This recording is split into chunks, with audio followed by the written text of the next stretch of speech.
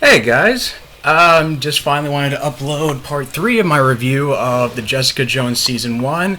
I decided I'm just going to cover episodes 9 and 10 for this video, and I'll cover the last 3 in part 4 just because I felt like this was definitely the game-changing episodes. So it starts off with Jessica finally has Kilgrave in the hermetically sealed room that Simpson told her about, and basically wants to extract a confession from Kilgrave about his mind control abilities, and just by also having playing footage of him being experimented on in the background, and also at the same and also just by trying to fight him in order to compel him to getting a confession. So first she brings Harry I mean Jerry Hogarth there in order to listen to the confession. She tells Jessica that it'll look like it'll be under duress. They'll be thrown out of court, and that Hope was considering taking the plea deal. Was offered a plea deal to plead guilty in order to only serve 15 to 20 years in jail as opposed to a life sentence. So under the clock, Jessica goes into the room, tries to beat up Kilgrave in order to compel him into using his powers on her and getting a confession out of him. But Trish is also there, and she feels like she has to hit a red button that will conduct electricity beneath the room. It's filled with water to stop both of them to stop Jessica from killing Kilgrave, whose name we find out is really Kevin Thompson. Jerry sends footage of the attack to Officer Clemens, the homicide detective from a previous episode when Jessica tried to turn herself in to get put in the Supermax prison, and then he comes along but ends up getting cuffed to the metal railing. So they're there, but they're there. Jessica's doing some more investigation into the whole project as to Kilgrave or Kevin being experimented on by all these different kids, or all these different kids were experimented on by Kilgrave's parents. And it turns out when she steps on a photo of an elderly woman, she realizes that the same person who's been attending the Kilgrave support group, led by Malcolm, is also just happens to be Kilgrave's mother. So Jessica goes to the group that night, confronts her about it, and then they finally reveal that they were experimenting on their son, was they're using like a virus to help cure him of a neurodegenerative disease, but as a result, it gave him his mind control powers, and during a tantrum, Kilgrave forced his mom to burn her face with an iron, and so his parents abandoned him out of fear, and he basically became the sociopath that he is today, which is why Jessica convinces both the parents that they're just responsible for Kilgrave's actions, because their abandonment is why he became a sociopath. And so Jessica convinces them to go into the sealed room, confront their son, and the mother apologizes for their actions, but then she stabs Kilgrave with the scissors in order to prompt them to use his powers, which he does, which Kilgrave tells his mom to stab herself several times for every year that she abandoned them, kills herself, and then Kilgrave's about to use his own powers on his father. Jessica tries to hit the button to electrocute everybody in the room, but she realizes but somebody cut the wire. It's implied that Jerry did it earlier because she was talking to him about the divorce papers, and how she considered using him to get her wife to sign the divorce papers. And so, out of desperation, Trish has to grab her revolver and shoot the glass door and shoot the glass of the room, which makes everybody vulnerable to his powers in order to save his dad's life. So, and luckily she emptied out the round before Kilgrave convinced Trish to shoot herself, which and then Jessica grabs Kilgrave. Kilgrave tells her to get off it, to get off him, but then he has to tell Officer Clemens, who finally gets free, to subdue Jessica while he escapes. And it's while Jessica chases Kilgrave outside the building, she has this realization that she's immune to Kilgrave's powers. And the following episode, it turns out that Kilgrave uses his powers on Jerry to take her to Wendy's house to have him stitched up from the gunshot wound that he got from Trish. And while they're Kilgrave and Wendy, there's so many characters, guys, I'm sorry, are commiserating about how they've both felt scorned by their respective lovers, quote unquote, at least in Kilgrave's case. Kilgrave tells Wendy to slash her with 1,000 cuts, as reference to the 1,000 cuts Wendy emotionally feels from Jerry's betrayal. And while they're allowing Kilgrave to escape, and while Wendy's attacking Jerry, Pam comes into the house, smacks her over the head, and accidentally kills Wendy. Jessica comes in and sees this, and she's disgusted by all that went down.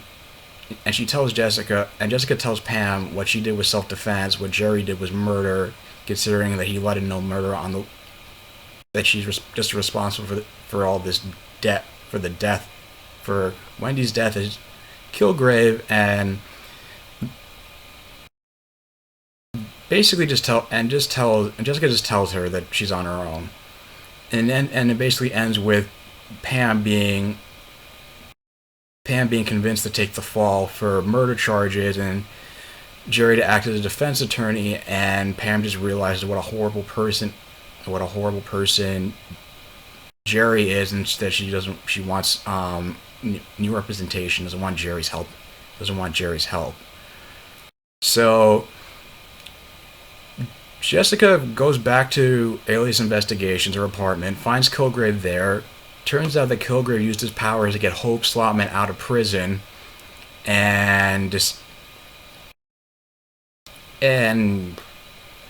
but under the condition that Kilgrave has to deliver his father to him in exchange for Hope's safety. And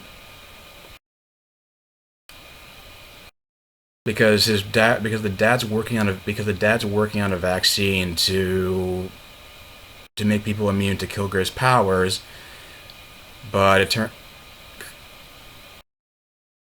it just turns out that, but in the meantime, after Simpson was injured, these special ops guys come in and give him some drugs, like one that increases adrenaline and strength. I think those are red pills. White pills keeps him even keel. Blue pills calm him down. So he takes more than an overdose of red pills, and and as a result, he's the one who chases down. He ends up going to the safe house, the warehouse where Kilgrave is being held. Kills Officer Clemens because he's so hell-bent on murdering Kilgrave, and ends up burning the place and his body, Clemens' body, along with the video evidence of Kilgrave's powers. And also while that's happening, Malcolm is trying to run a support group for Kilgrave's victims. He finally fesses up to, having to dump Ruben's body to prevent Jessica from turning herself over to the police. He says he can't lie anymore. He finally had to tell somebody. Unfortunately, Ruben's sister Robin overhears the conversation and says that none of these bad things would have happened to you people if Jessica had to come into their lives, and so they end up becoming this mob that ends up going to Jessica's apartment and attacking her, so that Jessica can't go pick up Hope in time. So Kilgrave and not only gets to her first, he also has the people from the support group and Robin like standing on the edge of a bar, on a bar table, hanging by nooses, ready to commit suicide as a contingency. And so Jessica and Kilgrave's dad show up. He sprayed himself with a vaccine, but unfortunately, that he created from Jessica's blood, and unfortunately, it just doesn't work.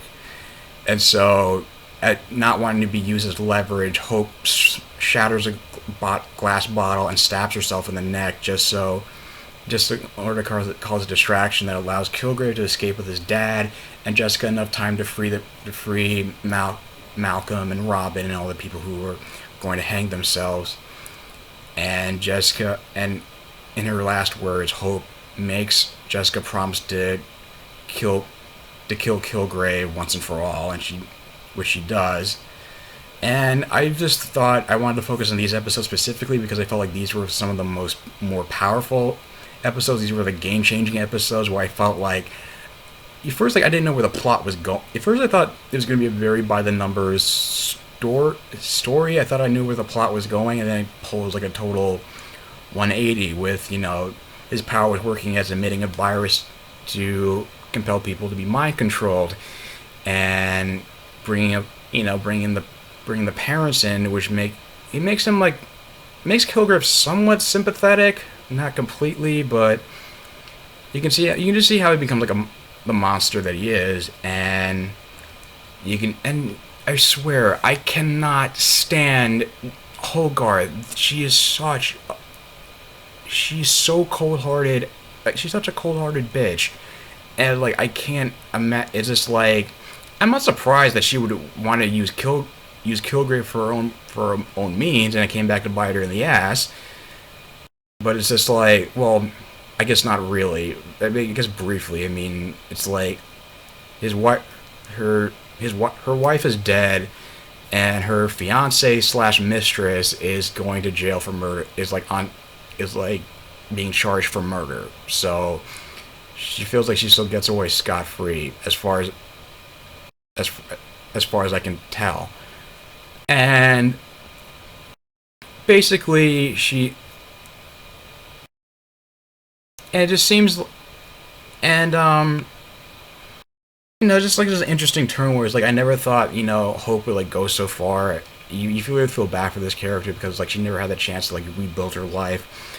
She was just being almost a pawn in this whole cat and mouse game between Kilgrave and Jessica, in a sense. And Simpson, I thought he was just going to be an ally for the main cast in the same way that Karen Page was for Nelson and Murdoch. But the fact that I don't know if this was intentional or not, but they have him kind of flip the script like that, where the victim starts to become a villain of his own accord now, is definitely, I like that twist. I definitely like that twist. And it feels like these were the two episodes where it's hey guys, anybody who's watching the show, it's gonna be a straight shot to the season finale.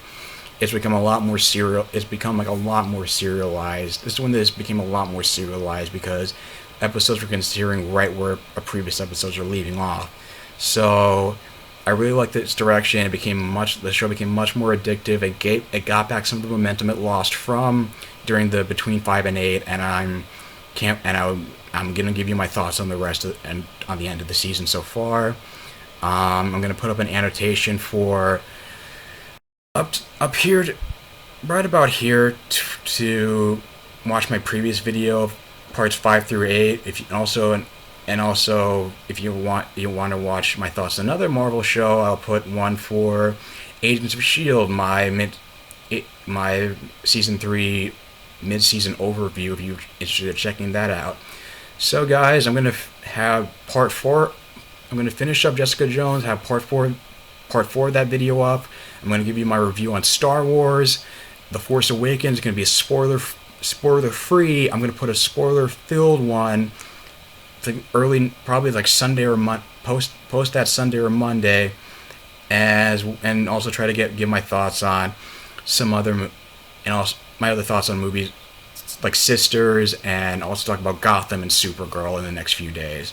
So if you like what, if there's anything I forgot to mention about these 2 episodes, you can put them in the comments down below. If you like this video, like, share, and subscribe, and I will talk to you later. Take care, guys.